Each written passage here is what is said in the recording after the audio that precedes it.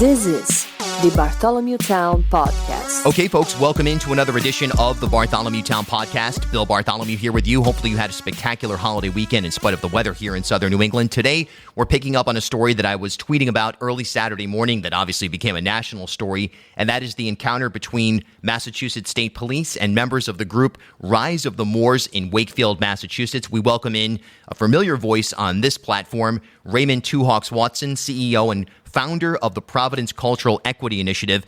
And I have been following, loosely anyway, the Rise of the Moors through Ray's work on social media and some of the exchanges that I've seen him have with defenders of the group, perhaps members of the group.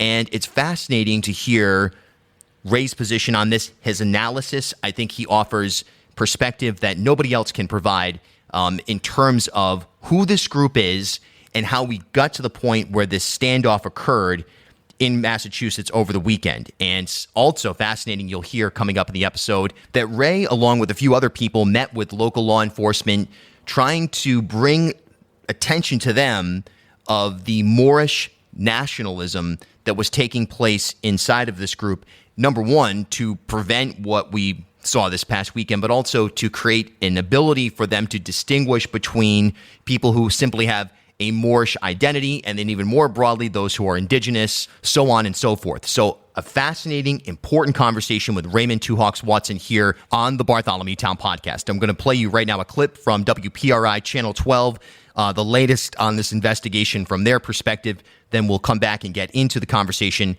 with Ray Watson. According to state police, the group referred to themselves as a militia and stated that they adhere to, quote, Moorish sovereign ideology.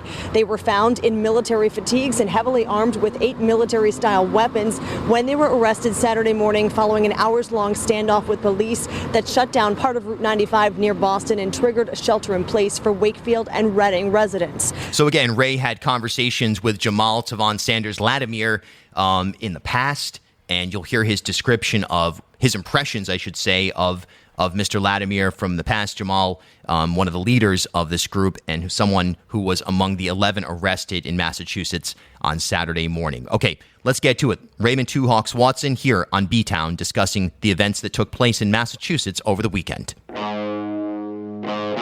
All right, so Raymond Two Hawks Watson, no stranger to these airwaves. Welcome back for, I don't know, third or fourth time, sir. Yeah, appreciate the opportunity once again, Bill. Always great coming on the Bartholomew BTOWN podcast. So, okay, so let's just cut to the chase here. So over the weekend, a lot of us woke up to the news that there was this standoff happening in Wakefield, Massachusetts. The Massachusetts State Police were kind of putting out vague press releases as to who was involved. But then at the same time, people started sending me live streams that were happening on YouTube. And quickly, I started to connect the dots that this was the Rise of the Moors group based in Pawtucket, Rhode Island, which I was vaguely familiar with at one point, but mostly familiar with because I had seen your interactions on social media and so on and so forth with this group. So no better person, no one more qualified to assess this and provide analysis than you on the matter. So let's get right into it. Your impression when you got the news on I guess it was Saturday morning that this standoff was happening in Massachusetts. Sure. So my initial thoughts, and this goes back to what you mentioned, Bill, the quote unquote leader of the group Rise of the Moors, Jamal, he's actually related to the Latimer family, which is a pretty sizable family here in Rhode Island. So, his father grew up with my mother and aunts, so there was like sort of like a relationship there. I didn't know the gentleman personally, but somewhat of a relationship there just because of the Rhode Island sort of way, family members, no family members. So I had become aware of him maybe about 4 years ago because I had heard that he was making certain legal claims that, from my understanding, working with the local tribes, those are claims that only tribes should be involved in or kind of moving forward. So I proactively reached out to him, ended up connecting with him, and then actually invited the brother to come and meet with some of the local chiefs from the local tribes just to kind of, know who the local Indians are. And then to give some feedback on where his perspectives were off a little bit, particularly from a historical standpoint.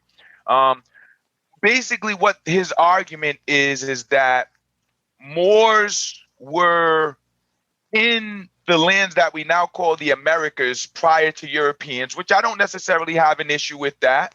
There's a lot of history out there that's just been misfed to people. Columbus discovered the Americas right there. That should tell you something, And when you get into it, there were actually Moors on the ship with Columbus when he came over. So, and then the question becomes, well, if the Moors are piloting the ships, then clearly they must have known in some form or fashion where they were going or how to get there. So it opens up this whole other conversation around what the real history was with interaction in these lands prior to Columbus. And of course, we know that Vikings and things of that nature came over here in the 8th and 9th century. So just the notion that these lands were unknown until Columbus came over is just very questionable. So I'm willing to give credence to that claim of theirs because I'm open to learning because I don't know of everything.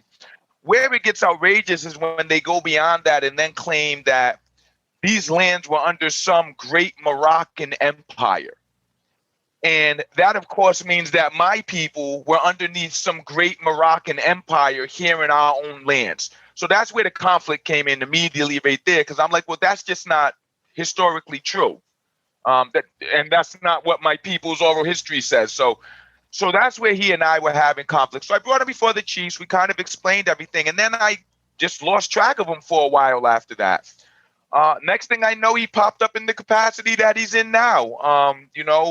A Moorish national who, if I understand the ideology correctly, because of the Treaty of Peace and Friendship between Morocco and the U.S. in the 17 or 1800s or whenever that is, they somehow now take that to mean that they're not under state jurisdiction and that they can be a separate nation here in the U.S., but superior to the states.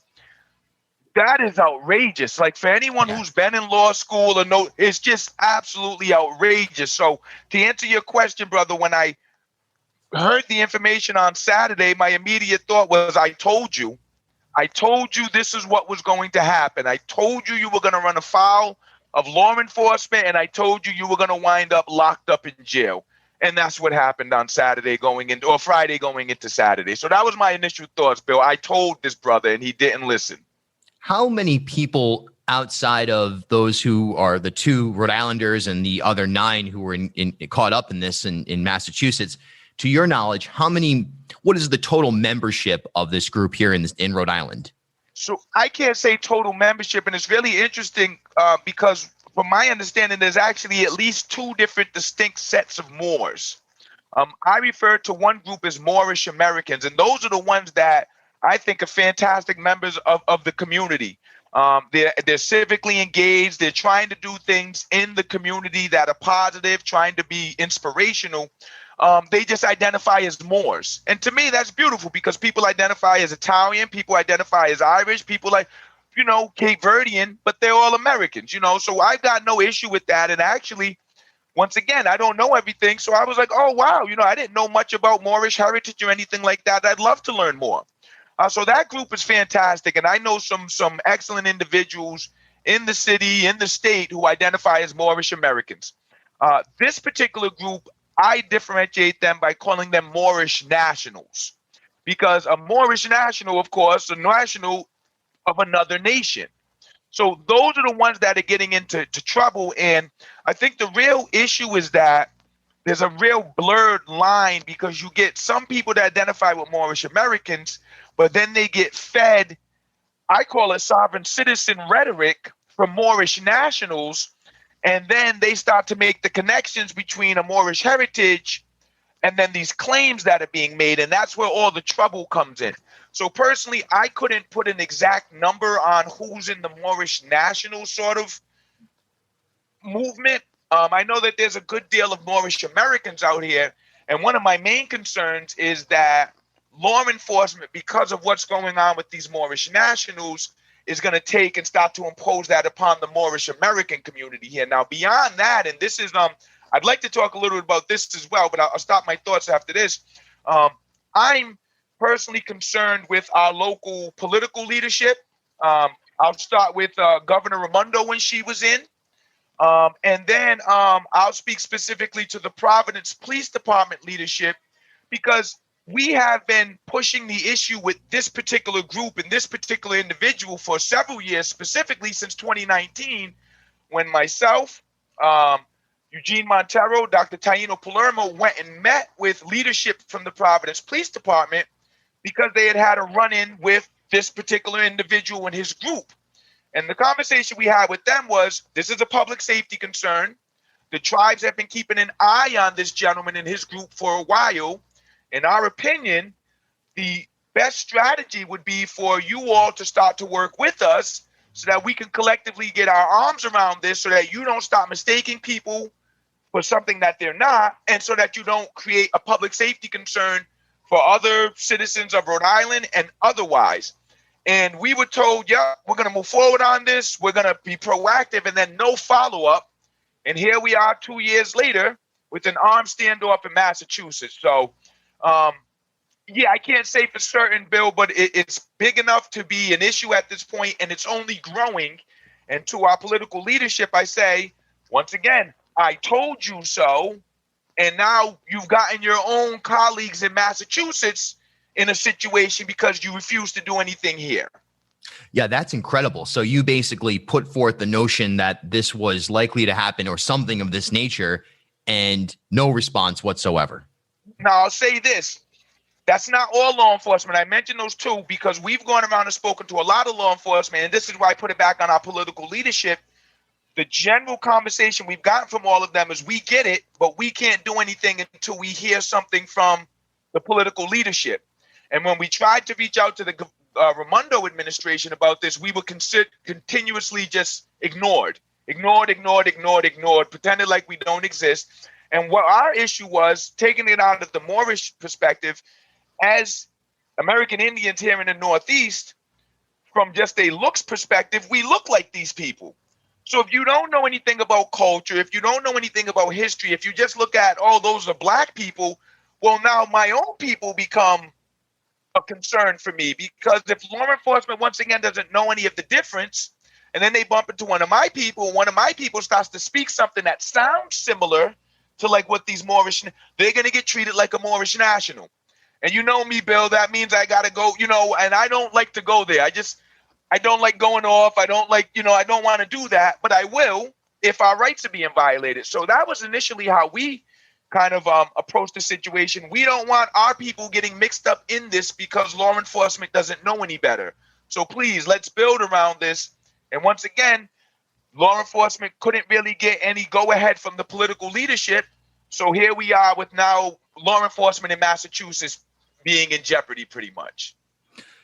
The reaction to this has been really interesting to watch. First of all, when the story first broke, one of the in fact, someone who's I think a tech person behind the scenes at Uprise replied to my tweet.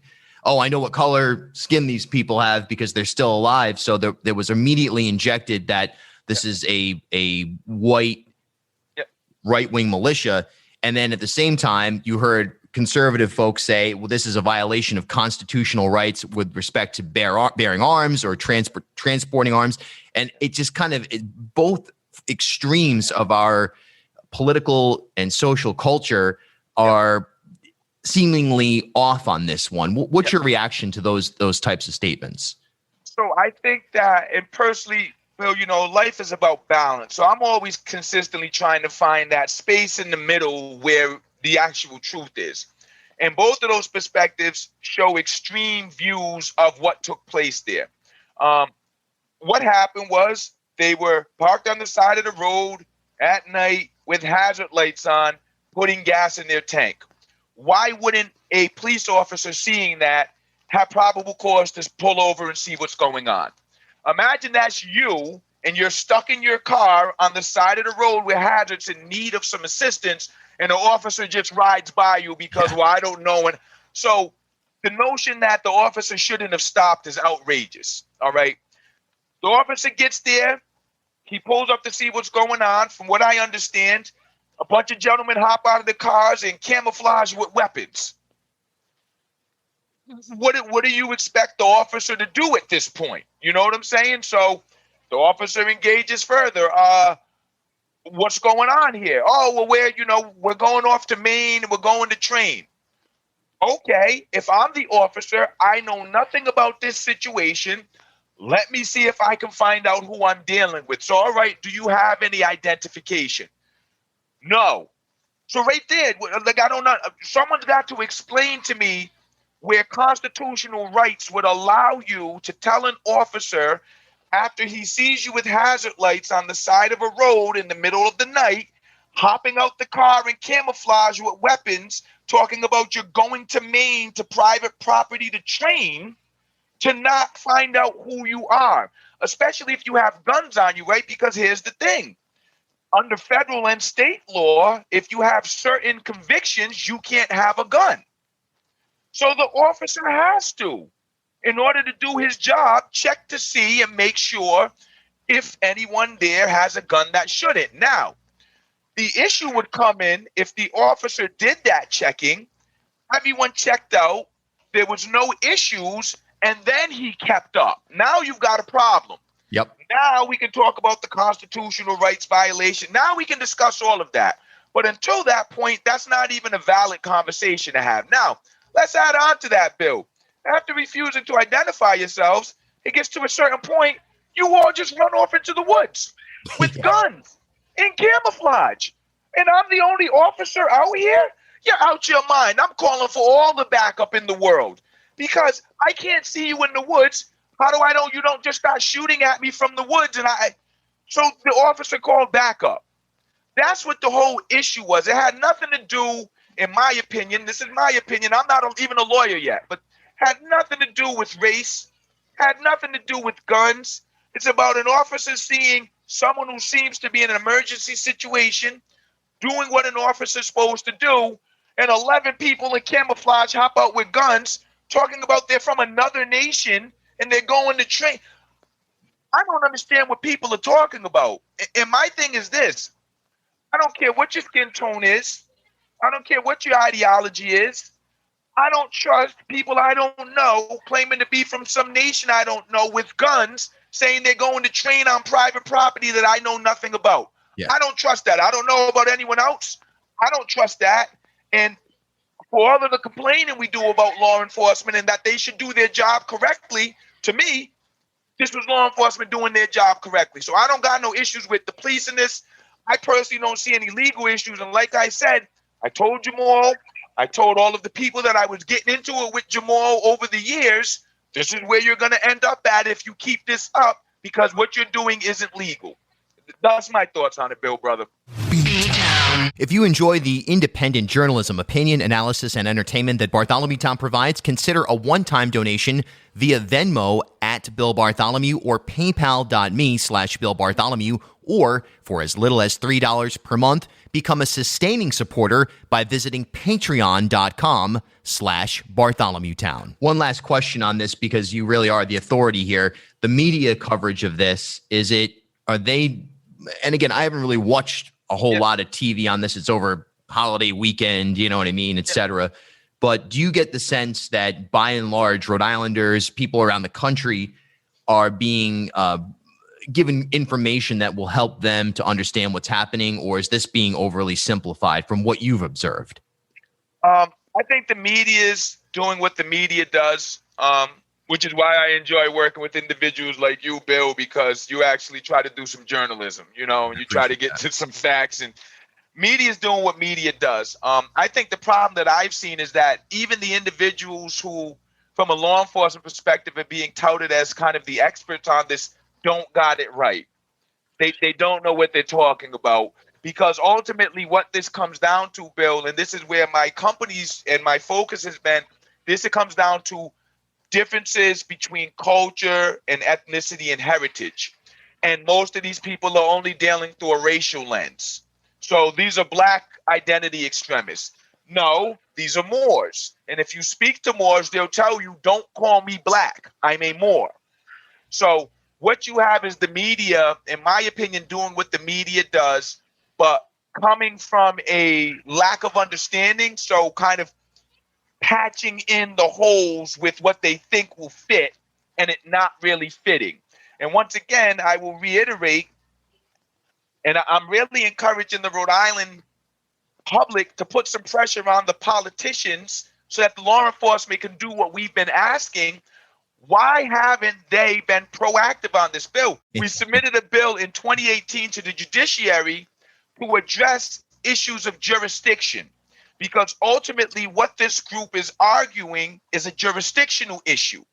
So our issue was, well, state, sit down and let's work this out with the tribes. So when anyone brings up jurisdiction, you already know what the policy is. And if you listen to what these Rise of the More individuals are arguing, they're arguing that they are indigenous Aboriginal inhabitants to the lands, and therefore they're not under jurisdiction. Now, that language provides a bit of an issue for law enforcement because there are limitations and restrictions. However, those limitations and restrictions are going to be with the specific tribes that are from the lands that are in question. But if you don't know that, if you don't have any relationship with the tribes, and then you get a bunch of yahoos coming out of nowhere utilizing the same language, if I'm law enforcement, I do this for a second because I don't know. I don't know if I'm actually violating some right. I don't want to get any action against me. So I might pause for a moment. And in that pause could be where I get shot, could be where I get nervous and shoot someone, could be where I let someone go that I shouldn't have let go, or could be where I lock someone up that I shouldn't have locked up. All of it leads to just a situation that no one wants. So the tribes, and I can speak on behalf of the local tribes, we're saying to our Rhode Island neighbors, what's up with your political leadership out here? We've been pushing this issue for 4 or 5 years now and been being ignored. Look what's happening to your public safety. Why aren't you telling them they should be working with us so that when you get people out of the blue claiming to be indigenous, claiming to be Aboriginal, law enforcement can reach out to one of the local tribes and say, hey, this guy popped up, he's saying this, what do you know about it? He's not with us, you all should deal with him like you would anyone else. Okay, no problem. And that's the relationship we've been trying to push. And I'll also share this as well, Bill. This Rise of the More group is not the only group like this in Rhode Island. We had to check a gentleman up in the Cumberland area talking about that Rhode Island was ancestral Cherokee territories. You know what I'm saying? I had to call him, what do you mean Rhode Island's Cherokee territories? There's Nipmucks, there's Narragansett, you know. So we try to be proactive in addressing these issues on our own. And then we've been trying to do our own due diligence of passing this information along to law enforcement. But it's just been this sort of thing where law enforcement is like, we get it and we appreciate it, but we have to follow what the state laws and policy are. And until the political leadership says something different, this is the way we have to go. So in that note, I want to give much respects to retired Colonel Stephen O'Donnell, who was proactive with us in these regards. I want to give, respect to Chief Sullivan from the Rhode Island Police Chiefs Association. We've been in consistent communication with him through Eugene Montero. We actually met with, is it Sid? I forget the chief's name, but he's the head of the Police Chiefs Association. Yeah. We also had a conversation with them. So I want to give them respect for taking the time, sitting and listening to us, having some good dialogue. But at the end of the day, like the same thing with Leobor, right? It's up to the politicians.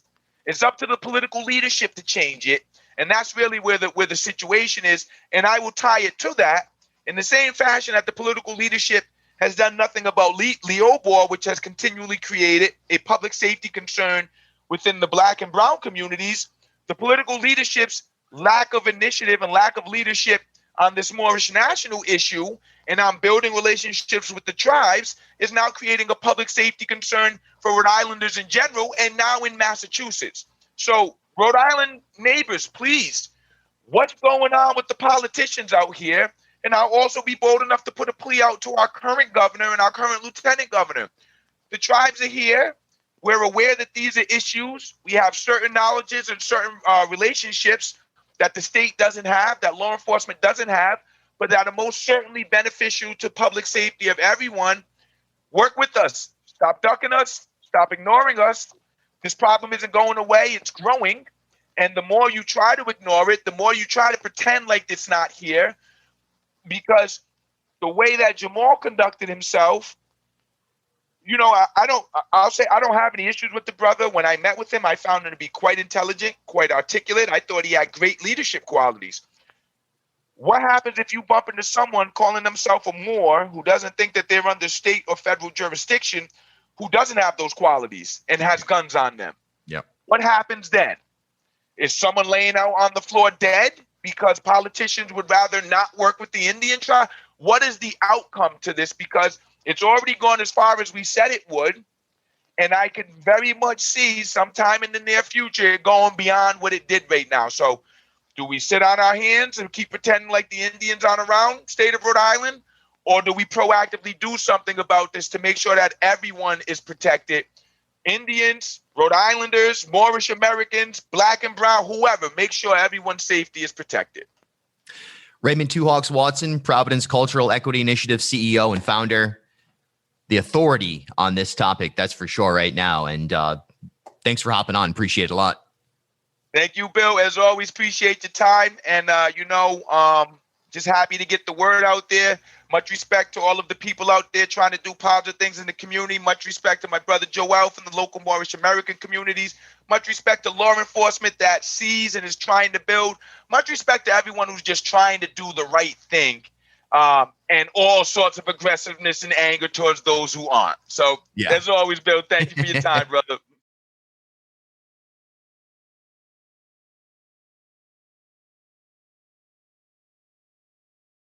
At HealthSource RI for Employers, we provide access to health insurance to more than 1,100 local businesses and nonprofits, and 96% of them renew through us every year.